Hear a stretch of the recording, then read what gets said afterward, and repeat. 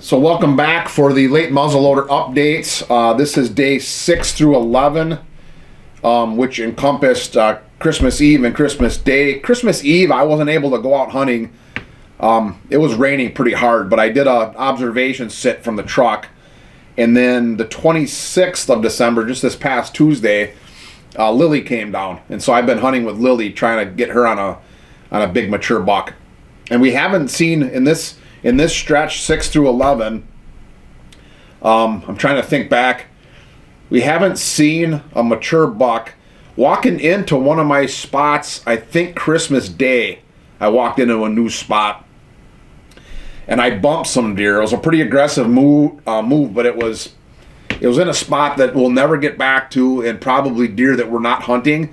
So it was a pretty aggressive move, and I did bump a bunch of deer, that's kind of what you're going to get into this time of year when you really start pushing in close to bedding areas and stuff like that. If you bump one deer, you're going to bump a lot of deer, it seems like. And that's what happened that night. I bumped up a little 3-pointer or something like that. He wasn't even that spooked. He just kind of walked away and stood there and watched me and walked away. And the next thing I know, there's deer running all over the place. So that's why typically we don't do that this time of year. But I do have a little bit of footage, and we'll get right into that. And then also a little interview in one of the box blinds here the other day about why this time of year it's easier to hunt deer when it's cold and snow if you have standing grains. Not that you're going to have deer, up on their feet because it's cold and there's snow, but it's just easier to hunt them, and I'll explain that. So let's get into it. Let's the little bit of footage that I have, 6 through 11, and days 1 through 3 for Lily's late muzzleloader hunt. You can hear the windshield wipers. I'm in the truck, so it's not the ideal observation sit in the truck here tonight, but it's been raining off and on all afternoon pretty hard. It comes down hard like in sheets because it's windy out, and then it stops and then it goes again. And I just didn't have a blind that I wanted to go to tonight. Oh, there's a deer.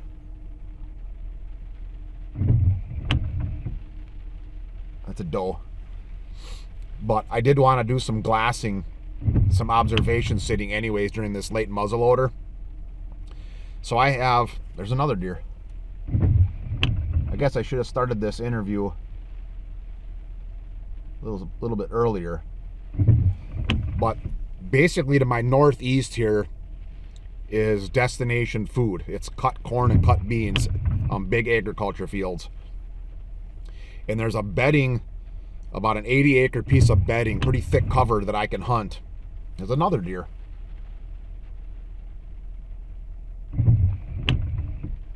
Boy, deer sure do like to move in that light rain.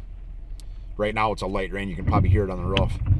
But so I just picked a spot in the truck. I know it's kind of unconventional, but I'm just gonna watch to see if anything crosses this town road.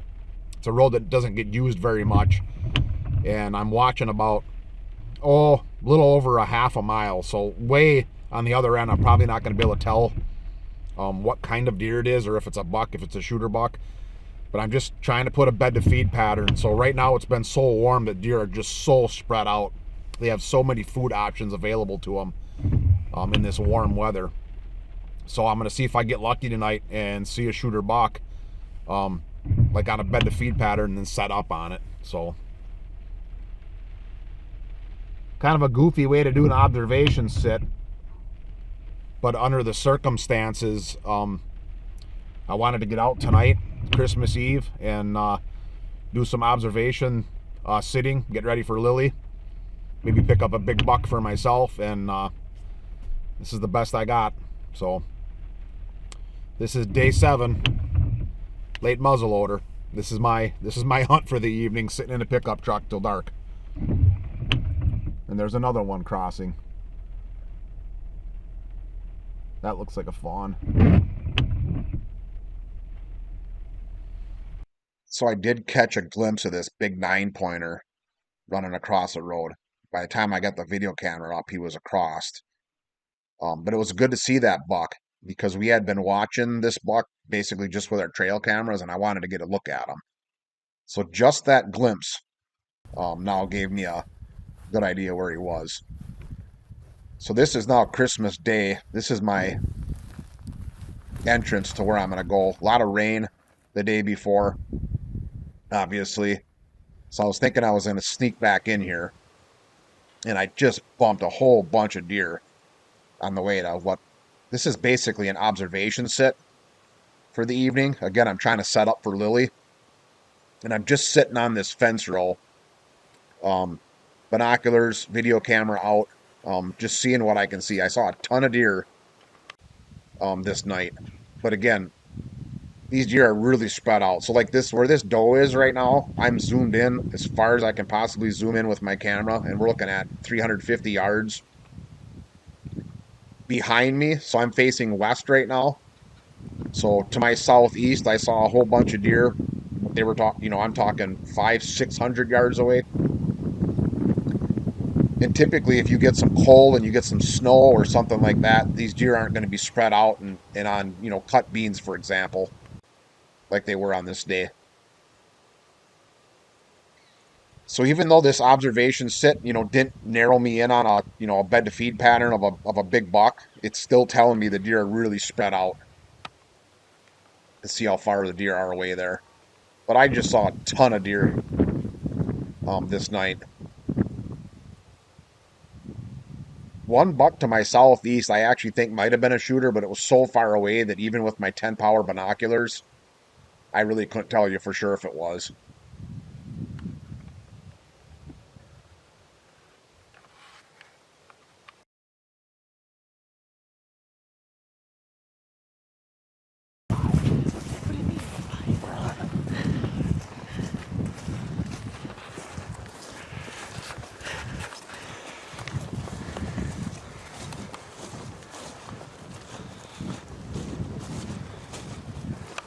Why don't we just stack our backpacks? What's that? Why don't we just stack our backpacks? Oh, we could. This is day one for Lily, late muzzleloader. Just drove in from Wisconsin with Mom here about 45 minutes ago, and we got dressed as fast as we could. This is kind of a let's just get out and hunt spot, wouldn't you say? I mean, Yeah. I don't have any confidence in here at all, but we got some rain mixed with snow and a south wind when we walked out, but I couldn't time an east wind. So those conditions, we just don't have a good spot. We got a lot of bow hunting spots for that, but not for late muzzleloader. So this is a spot that's kind of what this is. Let's just get out and see what happens. And I don't really have a lot of confidence. I don't even know if there's a buck here big enough for Lily to shoot, but it's just one of those spots where we can put some time in hunting tonight. Kind of get our feet wet a little bit, make sure we got our system down between us, and then we'll regroup tomorrow. See, today's Tuesday, Wednesday, Thursday, Friday, Saturday. The winds all look really favorable to go after some good bucks. So instead of screwing those spots up tonight, we're gonna sit here and see what happens. So, you ready? Ready.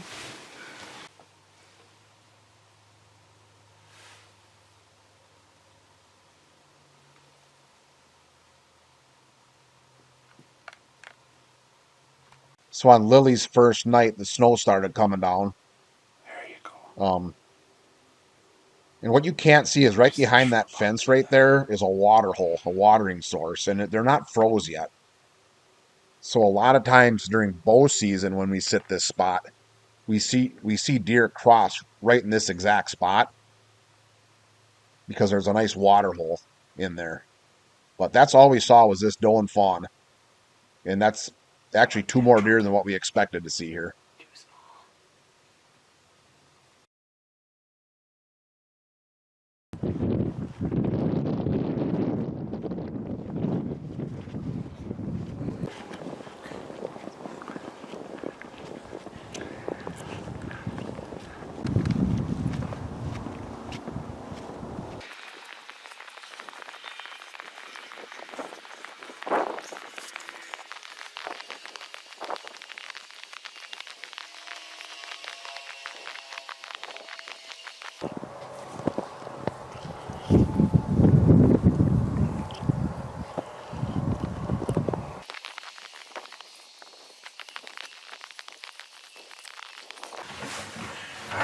getting settled in here, we're able to talk and do a little interview because it's pretty windy out tonight, this afternoon.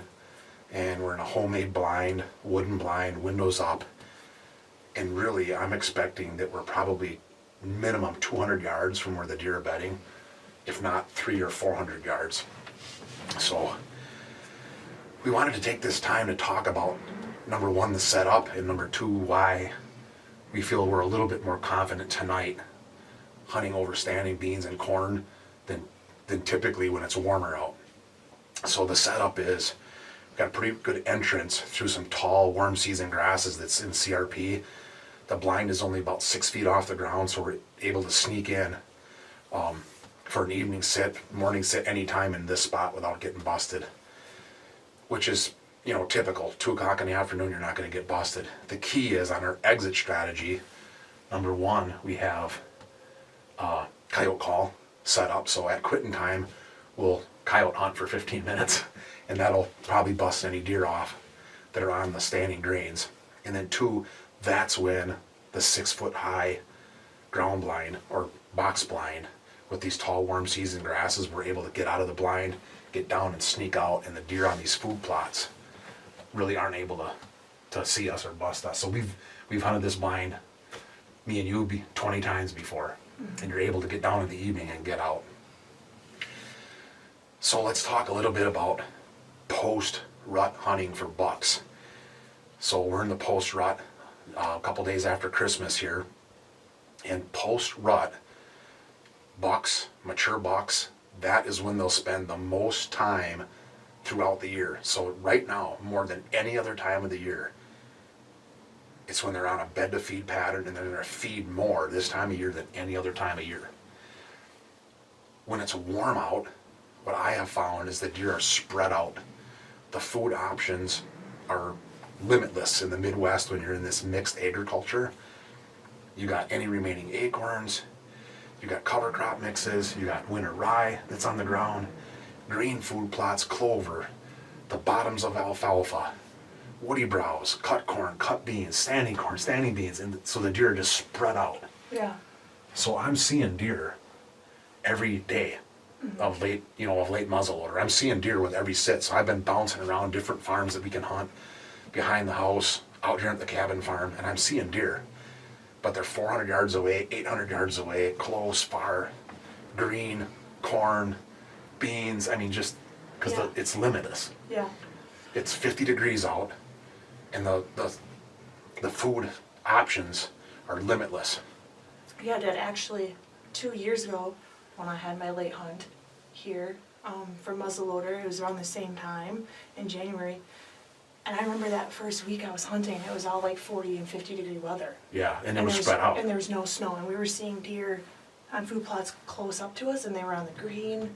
They were everywhere, and it was hard to hunt them. And I remember I finally didn't get a shot at a mature buck until the day when it was 30 below with 30-mile-per-hour winds, and we had like 5 inches of snow on the ground. Yeah, that was 2 years ago. So just to kind of set the stage, similar to this year, warm, south winds, west winds. I guess the wind directionally doesn't matter, but warm. We were seeing deer every hunt, but they were All over the they were on place. green, they were on winter rye, they were on my fall green plots for bow season. Clover, yeah. They were on corn, beans. They were so spread out. We had a blizzard move in here. Remember that? It was so bad. They were actually saying, stay off the roads. We drove a half an hour to this farm. We were the only vehicle on the road. Back in through our easement, going through 3 and 4 foot snow drifts. And you shot a giant buck that night. And we saw 30 deer. And they were only out on the corn and beans that night Yep. because there was nowhere else. Because for there was them to nowhere go. else to go. So this is not like ideal right now because we only have probably a couple inches of snow and it's 34 degrees, but compared to what it's been, it's pretty good. So I want to be clear that the deer will be on their bed to feed pattern and they're going to eat. I don't care if it's 60 degrees or 40 degrees or 20 below. It's just easier to hunt them this time of year in the post-rut because cold and snow forces them for us because we plant destination food plots of corn and beans. So it's easier to hunt them because they're forced to these standing grains when we get some cold and some snow. So hopefully that does it tonight with this snow. A couple inches. I think we've already lost an inch. Yeah. I think it's already melted about an inch, so we'll see what happens. But yeah, I just wanted to go over that, and we'll settle in here. Wish Bones along for the night. She's doing a lot of talking here. And we'll see if she brings Lily some good luck. So the last time we sat this blind, you saw a giant, so Yeah. we'll see what happens. And I've never been along for your You have kill never been- shot, so It's Have always- you sat with us late muzzleloader at all? yes, but never, Never when she got one. never when she Okay. got one, so. So then maybe you're not good luck then. Maybe so this I'm year. not good. So anyways, that was our little interview about post-rut feeding frenzy, I call it, for big white-tailed deer, and why I like cold and snow in the post-rut. See what happens.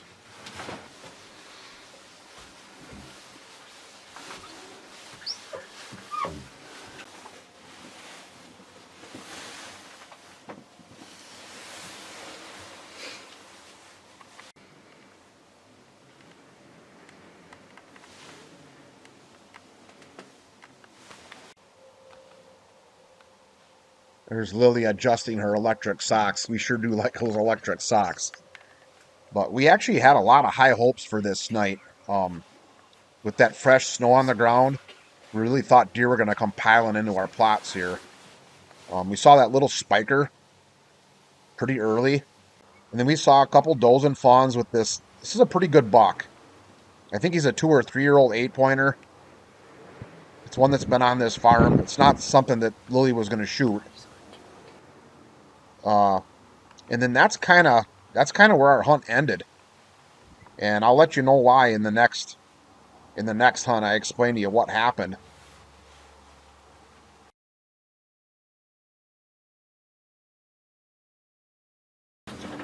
Well, we're gonna get settled in here. We're back at the cabin farm, minus Wishbone tonight. We ended up seeing a little spiker and a nice 2 or 3 year old 8-pointer out here, and a doe and a fawn, a couple little bucks on this side, and that's it. But what you didn't see on camera is about 4 o'clock or so, on this food plot here, and then running back into what I would argue is our best bedding on this farm was a dog. So you only got a glimpse of it for like 3-4 seconds, but a dog actually ran the corn and the beans and then went into the woods. And not a single deer came out of there last night, so dogs are ruining a hunt pretty quick. So we're gonna come back here tonight. The wind's perfect, northwest wind. Snuck in here on a high wind day, and we'll just see what happens again today. I don't have any words of wisdom today. I thought last night would have been a really good night with some cold and snow, get them coming to these corn and beans. But I think that dog might have did us in too, so we'll see what happens here tonight. Got anything to add? We're good? All right. We're gonna settle in here, and it's about 3 o'clock, maybe 2:45, and we'll see what happens. So this is just last night. Same blind back to back, and we saw a boatload of deer. They started coming into the beans and corn. Most of the snow is melted now, but pretty early on, does and fawns, small bucks, 2-year-old bucks, they really started piling in.